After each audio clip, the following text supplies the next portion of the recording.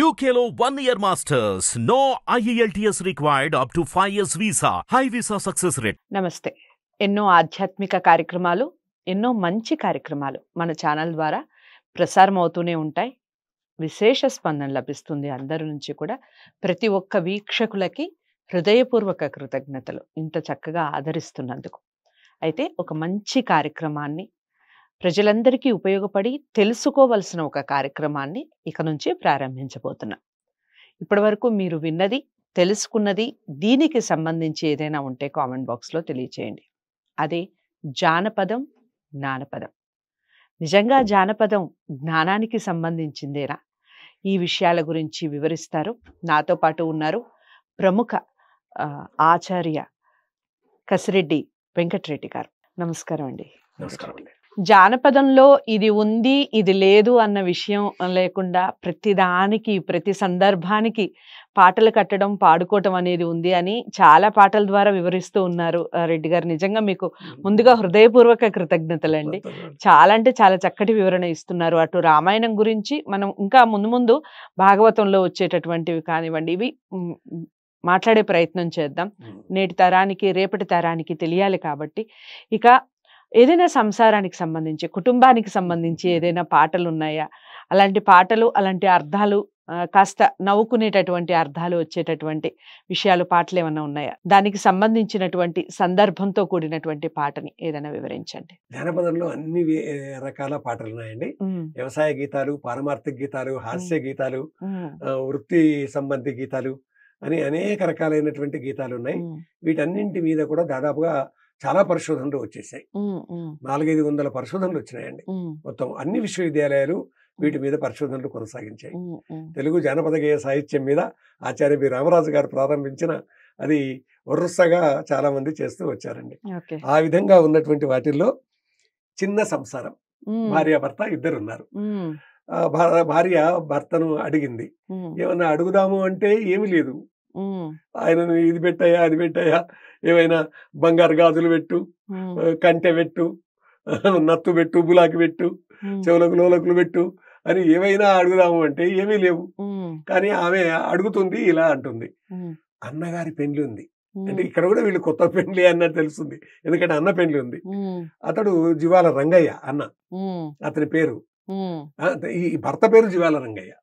అంటే జివాలు అంటే ఈ మేకలు, గొర్రెలు కాచుకునేటటువంటి వాళ్ళు అని అర్థం.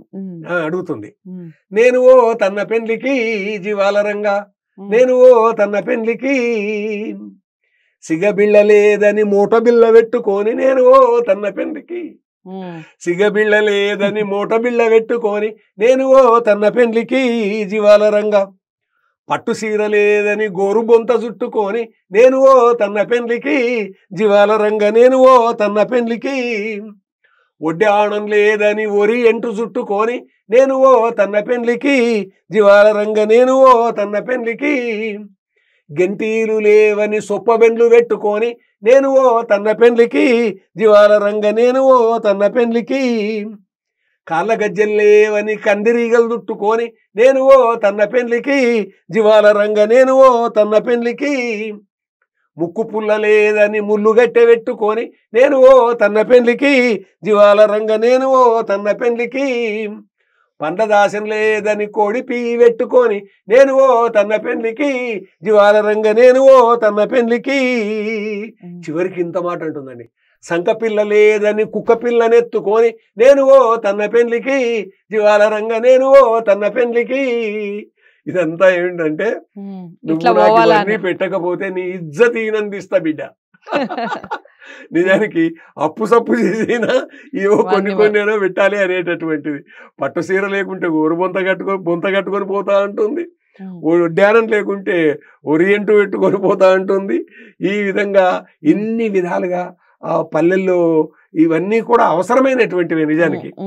కానీ సంసారం అది మహాసాగరం. అది అతనికి తల్లిదండ్రులు ఉండొచ్చు, అక్క చెల్లెండ్రులు ఉండొచ్చు. కాబట్టి ఎంత చేసినా కానీ ఇవన్నీ ఏమైనా ముక్కు పుల్ల పెట్టడానికి కూడా లేదంటే పెళ్ళప్పుడే ముక్కు పుల్ల ఉంటుంది, చిన్నప్పటి నుంచి ముక్కు పుల్ల పెడతారు. గెంటీలు తప్పనిసరిగా ఉంటాయి, లోలకులు గెంటీలు అనేటటువంటివి, కమ్మలు మొదలైనటువంటివి. కానీ ఇవి ఏవీ లేవని చెప్పేసి ఒక్కొక్క దానికి ఒక్కొక్క పేరు పెడుతుంది. ఆ పెట్టినటువంటివి కూడా ఆ చుట్టుపక్కల వాళ్ళ ఇండ్లలో ఉన్నటువంటివే. ఇప్పుడు సిగబిళ్ళ లేదని మూట బిళ్ళ పెట్టుకోవడం అంటే మూట బిళ్ళ ఇంత పెద్దగా ఉంటుంది, చిన్న మూట అయితే చిన్నగా ఉంటుంది. అంటే సిగబిళ్ళ పెట్టుకుంటే ఇంత పెద్దగా కనిపిస్తుంది అని. నగాందమా సిగాందమా అని అంటే సిగనే అందం అనేటటువంటిది అని. అంటే కొప్పు నిండుగా ఉన్నట్టయితే అందం అనేటటువంటిది చెప్పడం. అందుకే కేశపాశాలు అందాన్ని ఇస్తాయి అని బాగా అలంకరించుకోవడం అనేటటువంటిది చూస్తాం. కాబట్టి మేము అడుగుతున్నటువంటి వీటి అన్నిట్లో కూడా ఇవి ఏవి లేవు, ఇవి పెట్టుకొని పోతా అని అంటే ఉండు నేను అన్నట్టు ఇదంతా బాగా ఆశతో కూడుకున్నటువంటిది. చాలా చక్కగా చెప్పారండి. నిజంగా పల్లె పదాలు ఎన్ని విన్నా అసలు ఇంకా ఇంకా వినాలని అనిపిస్తుంది. పల్లె మాటలు, పల్లె పదాలు చాలా చక్కగా వివరించారండి. ధన్యవాదాలండి. ఇక ఈ జానపదాలకి సంబంధించి మీరు ఎలాంటి కార్యక్రమాలు చూడాలనుకుంటున్నారు కసిరెడ్డి వెంకటరెడ్డి గారితో? తప్పకుండా వాటిని కామెంట్ బాక్స్లో తెలియచేయండి. మీకు తెలిసిన జానపదాలు ఏవైనా ఉంటే కూడా కామెంట్ బాక్స్లో తెలియచేయండి. తప్పకుండా దానికి సంబంధించిన వివరణ, దానికి సంబంధించిన కార్యక్రమం చేసే ప్రయత్నం చేస్తాం. వీడియోని లైక్ చేసి షేర్ చేయండి, ఛానల్ని సబ్స్క్రైబ్ చేసుకోండి. మరో మంచి జానపదంతో మళ్ళీ కలుద్దాం. నమస్తే.